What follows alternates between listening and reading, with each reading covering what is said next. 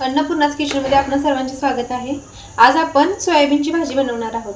त्यासाठी इथे मी गॅसवरती पाणी गरम करायला ठेवलेलं आहे। आता याच्यामध्ये आपण सोयाबीन घालून घेऊ। आपण याच्यामध्ये सोयाबीन घालून घेऊया।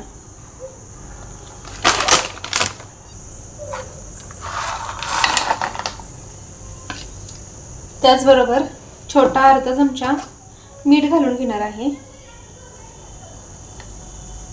एक 5 मिनिटे हे सोयाबीन गरम पाण्यामध्ये असंच भिजत ठेवणार आहे। तोपर्यंत आपण मसाला भाजून घेऊया। इथे गॅसवरती मी कढई ठेवलेली आहे।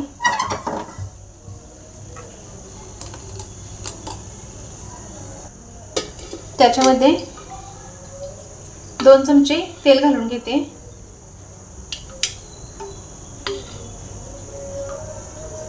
दोन चमचे तेल घातलेला आहे।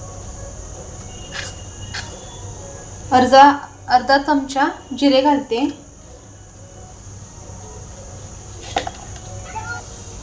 जिरे आपले भाजलेले आहे। आता इथे बारीक चिरून घेतलेला कांदा आहे तो घालून घेते।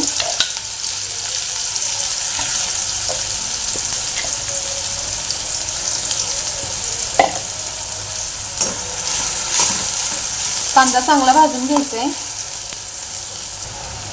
त्याचबरोबर इथे मी लसूण, खोबरे आणि कोथिंबीरचा मसाला एकत्र बारीक करून घेतलेला आहे तो घालून घेते।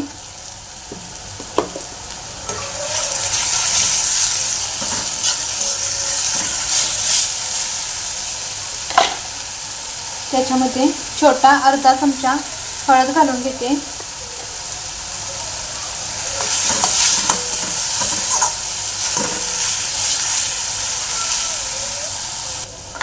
मसाला आपला भाजलेला आहे। आता याच्यामध्ये मी 1 चमचा कांदा लसूण मसाला घालते। त्याचबरोबर अर्धा चमचा मीठ घालून घेणार आहे, कारण की सोयाबीन मध्ये आपण अगोदर अर्धा चमचा मीठ घातलेलं होतं, त्यामुळे मीठ थोडं कमीच घालायचे।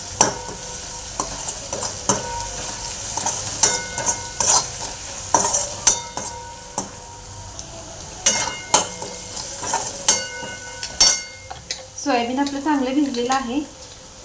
आता ते पाण्यातून काढून पिळून घेणार आहे चांगलं आणि ते कढईमध्ये घालून घेणार आहे।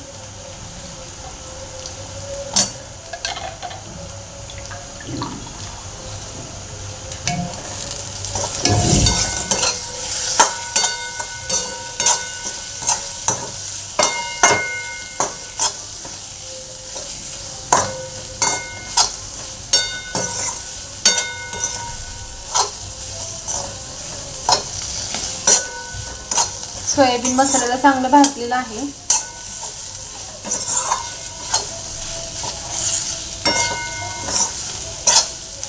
आता याच्यामध्ये मी अर्धा ग्लास पाणी घालून घेते।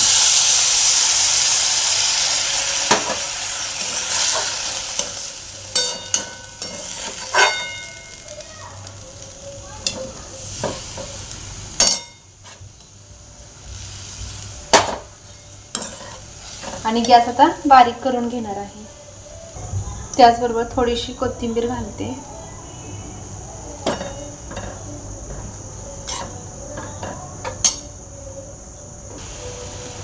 भाजीला आपल्या उकळी आलेली आहे।